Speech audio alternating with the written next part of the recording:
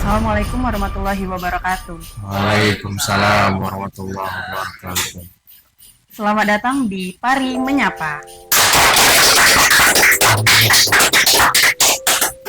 Pari Menyapa merupakan podcast Pengadilan Agama Wonogiri yang memberikan informasi seputar dunia hukum dan peradilan, yang tentunya dikemas dalam podcast yang menarik. Nah, hari ini pada tanggal 4 Juli tahun 2024, disiarkan langsung di Pengadilan Agama Wonogiri, telah memasuki episode ke-12. Dan pada pagi hari ini saya kedatangan seorang narasumber yang merupakan Hakim Pengadilan Agama Wonogiri, Bapak Al-Fajar Nugraha SHIMH. Selamat datang Bapak. Bagaimana Bapak kabarnya? Alhamdulillah sehat. Alhamdulillah. Semoga teman-teman baik yang ada di studio maupun yang ada di rumah selalu dilimpahkan kesehatan. Amin. Hari ini di podcast Pari Menyapa episode ke-12 bersama saya moderator Sakina Ceria Mareta Ritonga akan memandu jalannya podcast ini bersama narasumber kita. Dan pada hari ini kami membahas tema yang sangat menarik, yaitu tentang peradilan elektronik dalam bingkai maslahah. Menurut saya Bapak, tema ini sangat menarik di era digitalisasi dan kemajuan teknologi pada saat ini ya Pak. Kemajuan teknologi dan digitalisasi di Indonesia ini tentunya sudah banyak menggunakan pemanfaatan teknologi dalam bidang pelayanan publik ya Pak. Instansi-instansi pelayanan itu banyak yang sudah memanfaatkan elektronik, teknologi untuk pelayanannya. Dan tentunya pemanfaatan teknologi ini tentunya untuk mengakomodir kebutuhan kepentingan rakyat yang sesuai dengan judul kita pada hari ini ya Pak. Maslahah. Maslahah ini sesuai dengan kaidah fikih bahwa setiap kebijakan yang dilakukan seorang pemimpin atau pemerintah itu harus berdasarkan pada kemaslahatan rakyat. Nah, ini sangat menarik ya karena masyarakat yang membutuhkan pelayanan itu dengan latar belakang berbeda-beda tentunya akan banyak pro dan kontra seputar teknologi ya Pak. Yang dimaksud peradilan elektronik dalam hal ini itu seperti apa sih Pak? Mungkin banyak yang belum memahami dan bisa dijelaskan bagaimana proses peradilan elektronik di Pengadilan Agama. Oke, terima kasih sebelumnya Mbak Ina sebagai host ini. Bismillahirrahmanirrahim. Assalamualaikum warahmatullahi wabarakatuh. Waalaikumsalam. Hamdan wa syukranillah, salatu wassalamu ala rasulillah, wala haula wala quwata illa billah, amma ba'du. Dalam konsep peradilan elektronik sebenarnya adalah rangkaian daripada proses berperkara di pengadilan yang dilaksanakan dengan alat dukung berupa elektronik, atau bahasa singkatnya adalah by aplikasi. Jadi kita ketahui bersama bahwa di era digitalisasi modern ini, di mana kita masuk dalam masyarakat 5.0 atau masyarakat digital, itu kebutuhan digital itu merupakan menjadi kebutuhan pokok. Di mana kita ketahui bersama bahwa dalam konsepsi kehidupan kita tidak terlepas dari konsep digitalisasi. Kita naik ojek udah pakai aplikasi, kita mau makan bisa memakai aplikasi, kita berpergian menggunakan pesawat, kereta api dan lain-lain kita menggunakan aplikasi. Jadi sekitar 70% atau 80% kehidupan kita itu sudah membutuhkan daripada konsep aplikasi. Sejalan dengan ini, maka Mahkamah Agung sebagai lembaga instansi yudikatif dan sebagaimana konsep Res Politika mengeluarkan kebijakan atau mengeluarkan pembaharuan hukum atau terobosan hukum terkait konsep peradilan modern, di mana sebelumnya Mahkamah Agung dalam Perma 3 tahun 2018 itu melahirkan konsep peradilan elektronik atau disebut biasanya ICOT. ICOT sendiri menurut Mahkamah Agung merupakan tuntutan daripada zaman, di mana di era globalisasi, era modernisasi, kita perlu menyetarakan proses pelayanan kita terhadap kebutuhan masyarakat, sehingga akses to justice atau justice for all terhadap masyarakat itu dapat terpenuhi. Kita ketahui bersama bahwa dalam konsep akses to justice adalah akses terhadap keadilan itu dari stigma masyarakat dahulu atau tradisional itu sangat susah untuk digapai, di mana stigma negatif muncul bahwa pengadilan itu hanya untuk orang yang berkuasa ataupun orang yang mempunyai uang, yang mempunyai ekonomi di atas lah, bahasa seperti itu. Sehingga oleh karena itu Mahkamah Agung melihat stigma ini menjadikan ini sebagai problematik, sehingga perlu adanya terobosan hukum berupa peradilan elektronik sehingga bisa menjangkau lebih luas daripada konsep akses to justice itu sendiri. Secara histori memang kita ketahui bahwa peradilan elektronik itu merupakan kebutuhan, di mana Cicero, salah satu pakar hukum, pernah berpendapat bahwasanya ibi societas ibi ius, di mana ada masyarakat, di mana di situ ada hukum. Jadi masyarakat berkembang, maka hukum harus berkembang untuk dapat menyamai atau menyetarakan dirinya terhadap problematika yang terjadi di masyarakat. Salah satunya adalah akses to justice ini. Secara historis memang konsep peradilan elektronik itu udah beberapa kali disempurnakan. Pertama, kita ketahui tadi yang seperti saya sampaikan bahwasanya Perma 3 tahun 2018 itu adalah awal lahirnya daripada konsep peradilan elektronik, di mana di dalam Perma 3 tahun 2018 itu fitur-fitur yang disediakan hanya dalam proses pendaftaran saja, tidak sampai proses persidangan. Jadi fitur yang ada pada saat di Perma 3 tahun 2018 itu hanya berkaitan dengan e-filing, proses pendaftaran terkait dokumen pendaftaran, syarat pendaftaran, domisili elektronik dan lain-lain, kemudian e-payment, proses pembayaran, kemudian e-summon, proses pemanggilan secara elektronik yang digunakan melalui domisili elektronik yang telah terverifikasi. Sejalan dengan itu kemudian Mahkamah Agung melihat bahwa ini perlu penyempurnaan karena konsep hal yang positif yang didapat itu Mahkamah Agung melihat lebih baik, sehingga perlu dikembangkan lagi. Kemudian Mahkamah Agung mengeluarkan Perma nomor 1 tahun 2019 terkait penyempurnaan daripada Perma 3 tahun 2018 itu tadi, dengan menghadirkan fitur berupa e-litigation atau persidangan secara elektronik.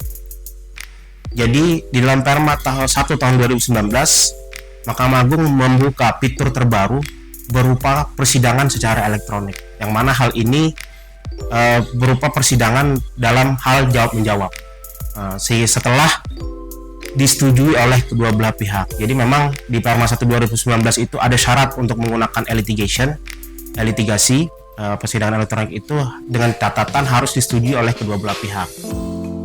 Kemudian sering berjalannya waktu, Mahkamah Agung menyempurnakan lagi dengan ketentuan Perma 7 tahun 2022, di mana di dalam Perma 7 tahun 2022 itu disempurnakan adanya fitur tanpa adanya persetujuan.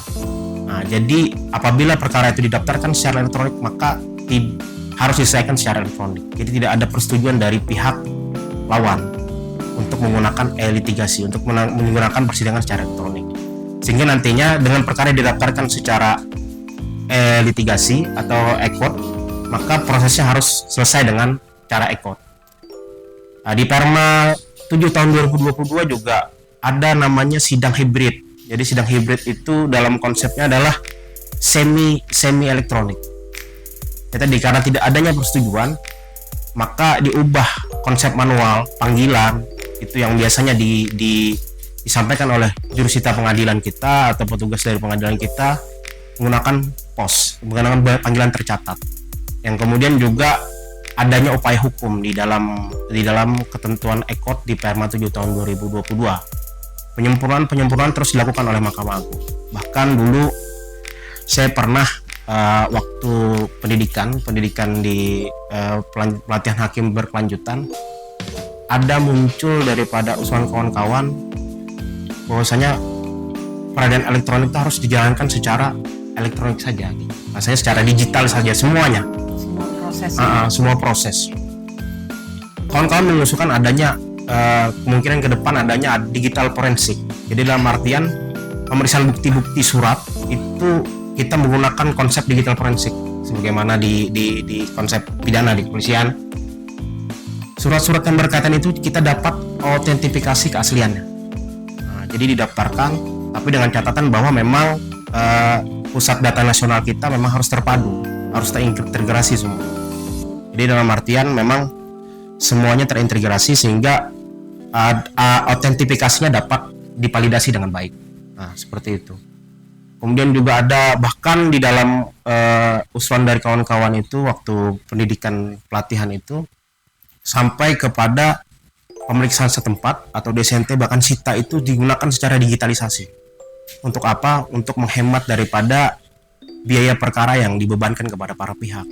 Karena kita ketahui bahwasanya saat ini Badan Pertanahan Nasional kita itu menggunakan konsep GPS, sehingga kemungkinan itu nanti bisa kita tarik data itu sebagai bentuk pola penyelesaian sengketa melalui SITA ataupun pemeriksaan setempat.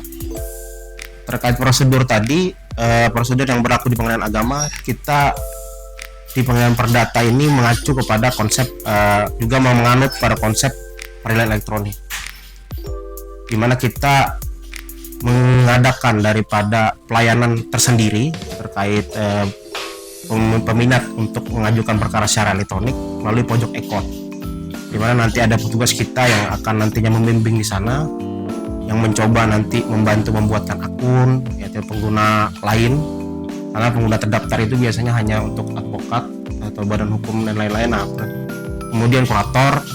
Nah, jadi pengguna lainnya nanti adalah termasuk di sana adalah masyarakat kita yang bukan termasuk sebagai advokat atau pengguna terdaftar. Saya nanti akan dibuatkan akun yang kemudian dapat mengakses daripada fitur-fitur yang tadi saya sampaikan, seperti bisa mendaftar, memasukkan gugatan, kemudian membayar biaya perkara, kemudian mendapatkan panggilan sesuai dengan domisili elektronik yang terverifikasi, dan lain-lain sampai dengan proses persidangannya nanti. Mungkin itu, Mbak, sekilas. Dari yang Bapak jelaskan tadi itu mengenai persidangan, ada persidangan melalui elitigasi ya Pak? Elitigasi. Itu melalui jawaban saling tanya dan jawab seperti itu ya Pak? Yeah. Mungkin masyarakat awam masih belum paham ya Pak? Karena yang akhir-akhir ini saya lihat itu di beberapa pengadilan itu banyak yang melaksanakan persidangan secara online. Nah itu perbedaannya apa ya Pak? Apakah mungkin ada syarat tertentu, syarat khususnya kalau mau sidang online tuh harus seperti ini? Jadi memang dalam konsepsi peradilan elektronik, ekspor itu kan dia by aplikasi. Jadi bukan kita datang menghadap secara telekonferensi, misalnya secara datang menghadap secara audio visual tidak, tetapi cuma by aplikasi. Jadi dalam artian di dalam aplikasi itu nanti kita harus mempunyai akun dulu, akun daripada ekot Mahkamah Agung, agar kiranya kita dapat mengakses daripada mendaftarkan diri, mendaftarkan perkara di aplikasi itu, sehingga nantinya fitur-fitur lain bisa dapat terbuka. Nah, jadi dia bukan kita datang, tetapi cuman seperti ada fitur kolom, seperti kita disuruh mengupload. Jadi jawabnya via tertulis. Nah, dalam proses persidangannya. Tapi tetap mayoritas dilaksanakan secara elektronik, tapi tidak semua.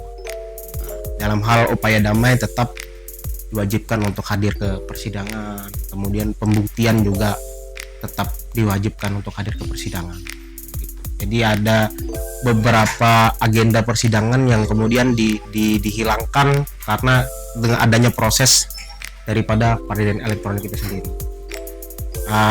Keterkaitan dengan tadi misalnya apakah datang ngomong jawab secara audiovisual gitu ya? Nah, misal sidang online, misalnya tuh ada yang melalui Zoom gitu Pak. Zoom itu ya? Karena para pihaknya jauh. Nah, jadi memang ketentuan telekonferensi itu tidak secara utuh ada di dalam konsep pengadilan perdata atau peradilan perdata.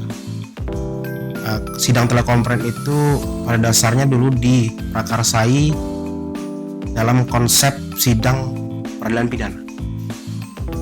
Jadi peradilan pidana itu di Perma nomor 4 tahun 2020 itu berbicara bahwasanya ada sidang online. Sidang online, bukan elektronik tapi online. Online itu melalui aplikasi Zoom, telekonferen. Karena pada dasarnya kita ketahui bersama bahwa perkara pidana itu tidak boleh dilaksanakan, persidangan perkara pidana itu tidak boleh dilaksanakan secara in absentia. Tidak hadir terdakwa itu tidak boleh. Oleh karena itu harus dihadirkan walaupun melalui telekonferen, karena pada dasarnya terdakwa mengetahui proses bagaimana dia diadili, kan begitu. Nah itu memang ditenggarai oleh dalam peradilan pidana di dalam Perma 4 2020. Kemudian timbul pertanyaan, misalnya apakah peradilan perdata tidak boleh melaksanakan itu? Ya pendapat saya, ya analisa singkat saya, bahwasanya peradilan pidana yang sifatnya terdakwa harus hadir saja in absentia itu diperbolehkan, apalagi perkara perdata yang mempunyai hak choice oporo, hak memilih gitu, menggunakan itu atau tidak. Nah, jadi memang sebenarnya klaim itu memang diambil pandang hukum itu diambil dari diterbitkannya Perma 4 2020 tadi terkait sidang online di perkara pidana. Mungkin itu. Ini menarik ya, karena beberapa kali yang saya tangkap bahwasannya sidang online mulai dari pendaftaran maupun sampai sidangnya itu sangat mengakomodir kebutuhan rakyat dari segi biaya, waktu dan tenaga ya Pak. Sangat efisiensi. Iya. Nah, keterkaitannya dengan teori maslahah ini seperti apa sih Pak? Karena mungkin banyak yang belum tahu teori maslahah itu apa, dan kemaslahatan dalam peradilan elektronik itu bagaimana sih Pak untuk mewujudkan peradilan agama yang Oke. Jadi konsepsi teori maslahah itu adalah konsep daripada pembuatan hukum Islam. Dimana kita ketahui bahwasanya teori maslahah itu merupakan objektivitas hukum Islam sebagai goals atau tujuan daripada dibuatnya sebuah aturan di dalam hukum Islam. Nah, bahwasanya memang segala ketentuan hukum Islam itu harus berdasarkan maslahatil ibad, harus kepada maslahatan umat seluruhan.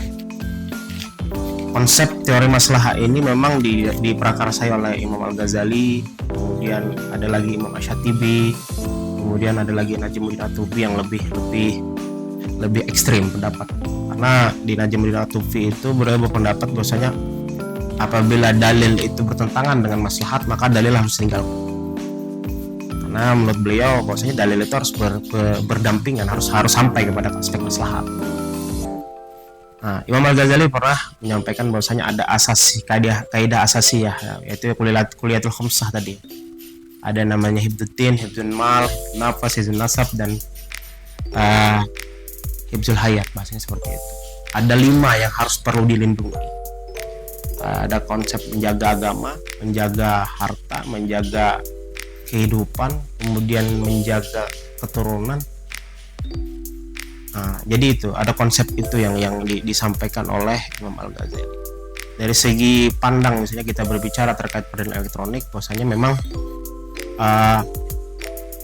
konsepsi pemberian keadilan itu merupakan amanat Tuhan, amanat konsepsi Tuhan. Itu adalah amanat Tuhan agar kita selaku khalifah fil ardi itu melakukan amar ma'ruf, yaitu tadi dengan memberikan keadilan. Jadi secara tidak langsung apabila kita memberlakukan keadilan, maka kita telah melaksanakan perintah Tuhan, seperti itu. Itu konsepsi Islam ya, konsepsi Islam. Jadi memang dalam konsep kita di Indonesia, kita kan berideologi Pancasila, falsafah Pancasila bahasanya. Indonesia itu berfalsafah Pancasila. Dalam sila pertama kita ketahui bahwasanya ketuhanan Yang Maha Esa itu adalah konsep penundukan diri kita kepada konsep ketuhanan. Bahwasanya kita menyatakan diri kita adalah makhluk Tuhan yang harus mengikuti daripada apa yang diperintahkan oleh Tuhan. Peradaban elektronik ini merupakan sebuah amanah dari Tuhan untuk memberikan akses terhadap masyarakat, akses masyarakat yang seluas-luasnya untuk mendapatkan keadilan. Sehingga dengan adanya peradaban elektronik ini kita dapat membuka kunci seluas-luasnya untuk masyarakat dapat mengakses daripada keadilan itu sendiri. Dan kata lain bahwasanya kita telah menjaga perintah Tuhan dengan membuat sebuah perubahan terkait ini. Karena apa? Karena akses yang lebih mudah jadinya untuk mendapatkan keadilan itu sendiri. Mempermudah rakyat seperti itu. Itu dalam konteks menjaga agama. Maksudnya kita menjaga daripada perintah agama untuk memberikan pola seluas-luasnya untuk masyarakat itu mendapatkan keadilan. Kemudian dalam konsepsi menjaga harta juga kita ketahui tadi seperti disampaikan Mbak Ina bahwa e-code itu atau peradaban elektronik itu lebih meringankan biaya. Karena pada dasarnya tujuan daripada dihadirkannya peradaban elektronik itu untuk mencapai daripada peradilan sederhana, cepat dan biaya ringan. Itu sangat jauh sekali, lebih ringan biayanya dengan peradilan manual, peradilan tradisional. Oleh karena itu dalam hal ini kita lebih menjaga harta kita karena tidak perlu membuang-buang biaya untuk mendapatkan keadilan itu. Kita tidak perlu transportasi bolak-balik ke pengadilan, kita tidak perlu melakukan biaya untuk proses berperkara yang terlalu tinggi, walaupun ada biaya tapi tidak terlalu tinggi daripada peradilan manual. Kemudian ada lagi hal lain yang seperti kita ketahui bahwasanya ada yang namanya hifzul akal, menjaga akal. Dalam konteks zaman sekarang ini kita ketahui bahwa kita ada di era digitalisasi, sehingga mau tidak mau kita harus tetap mengikuti itu. Seperti banyak pemikiran pendapat bahwasanya yang dimaksud dengan menjaga akal itu hanya menjaga akal, tidak rusaknya akal.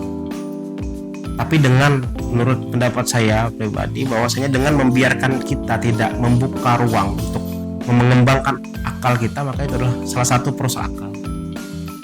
Nah, jadi dalam artian kita harus tetap mengimbangi bagaimana perkembangan daripada era kita, sehingga kita tidak tertinggal untuk tetap mengasah diri kita. Bahkan hal itu sebagaimana disampaikan oleh Rasulullah, bahwasanya kewajiban menuntut ilmu itu wajib. Nah, kan menuntut ilmu itu untuk mengembangkan akal sebenarnya, tidak menstagnankan akal kita. Nah, itulah sebagai bentuk menjaga akal menurut pendapat saya gitu. Nah, tadi kaitannya dengan peradilan yang agung adalah bahwa peradilan itu adalah sebuah konsep perintah Tuhan.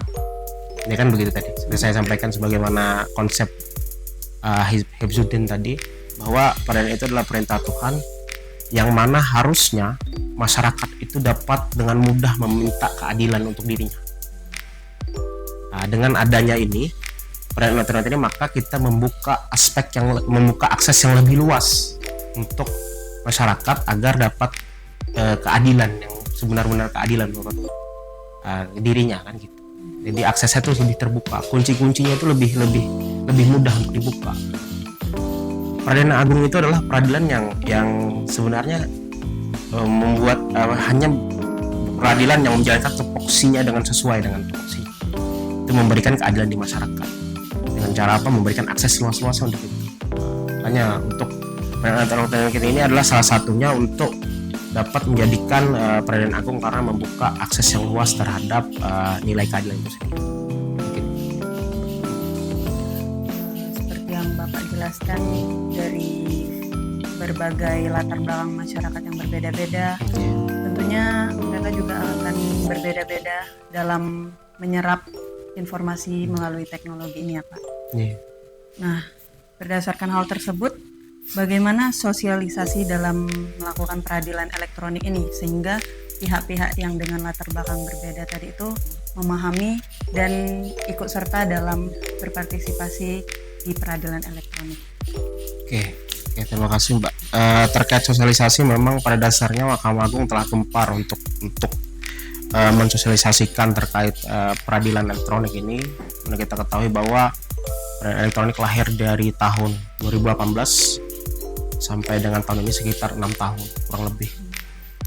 Bahkan di satuan-satuan kerja itu telah diamanatkan dan diperintahkan, diinstruksikan untuk mengajak masyarakat menggunakan peradilan elektronik sebagai bentuk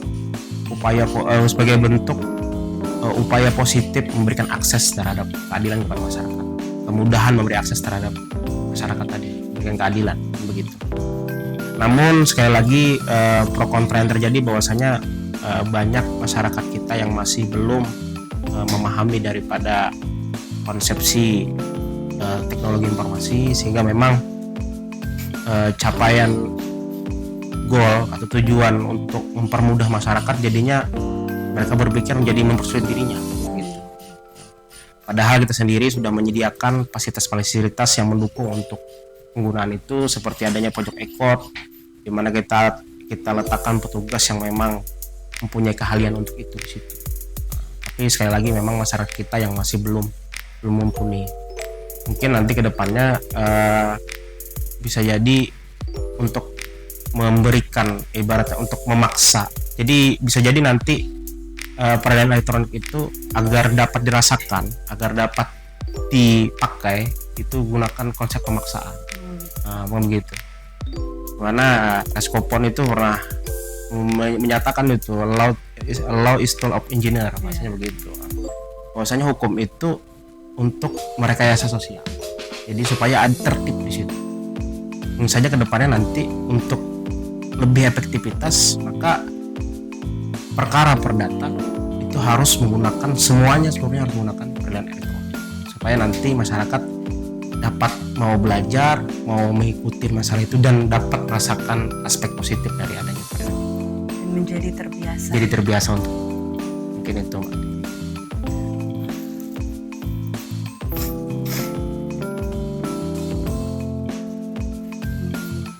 Baik Pak, melalui yang Bapak sampaikan barusan, berarti latar belakang masyarakat yang berbeda itu harus diawali dari keterpaksaan agar mereka mau mengikuti proses peradilan elektronik ini. Ya, saya setuju juga dengan pendapat Bapak karena memang pada zaman sekarang ini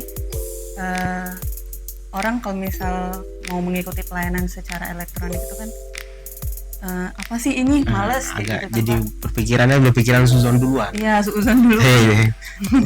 Jadi menurut saya ya sangat bagus sosialisasi yang dilakukan melalui hal tersebut. Baik pemirsa yang ada di studio maupun yang ada di rumah, dapat kita tarik kesimpulan dari podcast pada hari ini bahwa peradilan elektronik ini merupakan kebutuhan primer atau daruriyat ya Pak, jika ditinjau dari kemaslahatan. Karena ini tentunya akan mempermudah dari penghematan biaya, efisiensi waktu dan tenaga.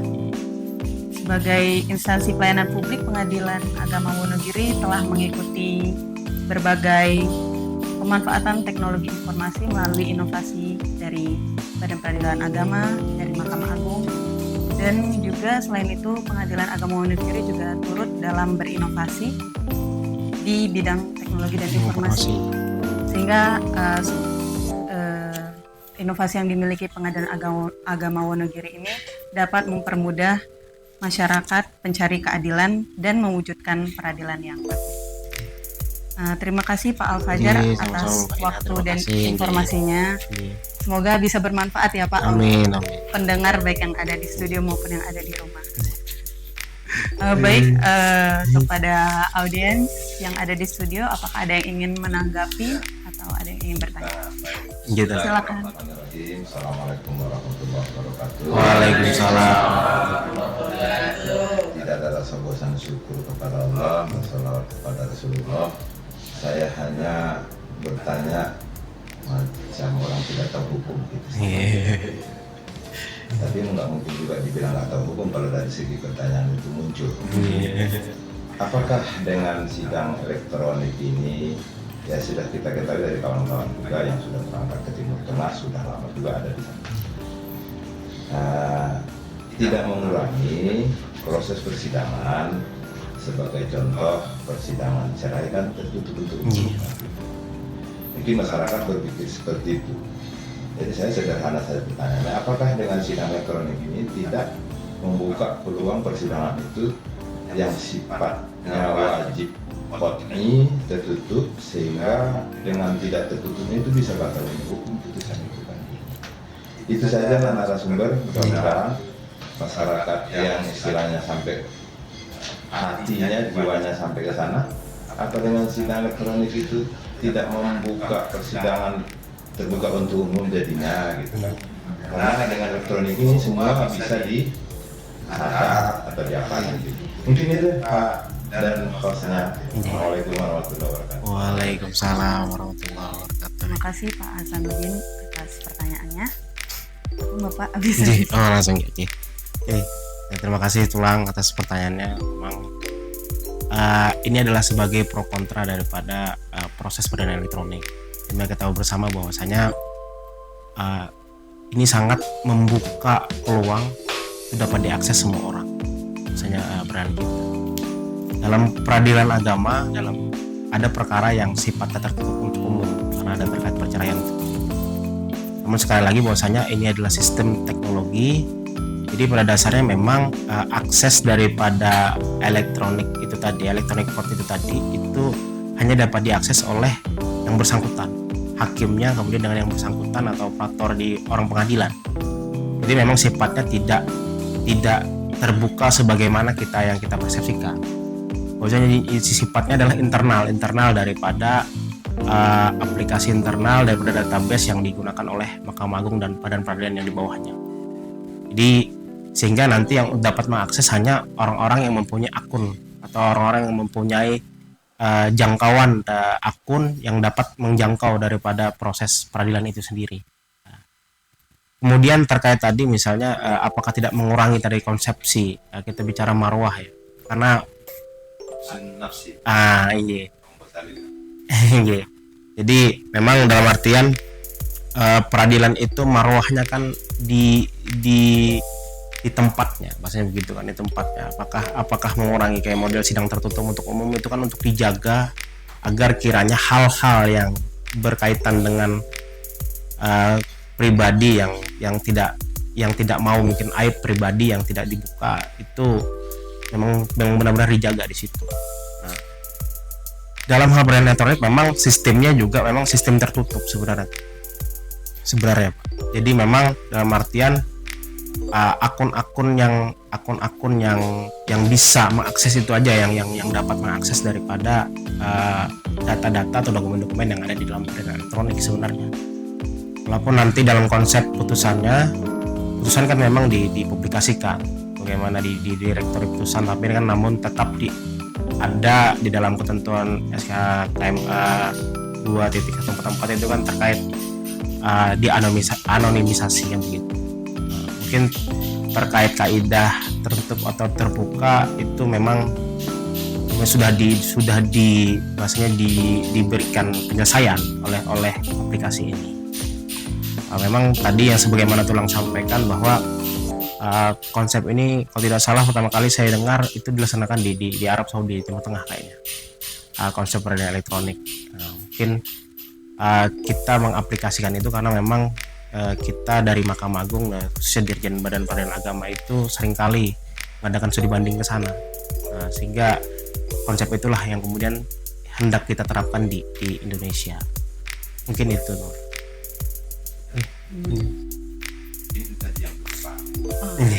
Terima kasih. Terima kasih Pak Hasanuddin atas pertanyaannya. Dari pertanyaan itu dapat kita tarik kesimpulan ya Pak, bahwasannya dalam melaksanakan peradilan elektronik ini tantangan terbesarnya adalah kerahasiaan datanya, Pak. Ya? Iya. Ada lagi nggak, Pak? Coba. Mau kita bawakan lagi. Baik, terima kasih Bapak Ibu hadirin sekalian yang berada di studio, baik pendengar yang ada di rumah. Semoga melalui podcast ini dapat bermanfaat dan dapat memberikan pengetahuan lebih lagi mengenai peradilan elektronik yang ada di lingkungan peradilan agama.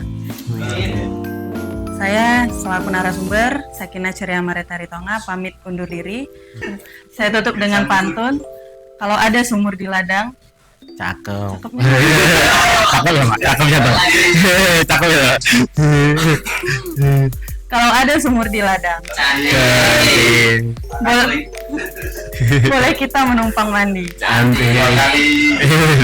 Kalau ada umur yang panjang, boleh kita berjumpa lagi. Yeah. Terima kasih atas waktunya dan terima kasih kepada Bapak Asnaja.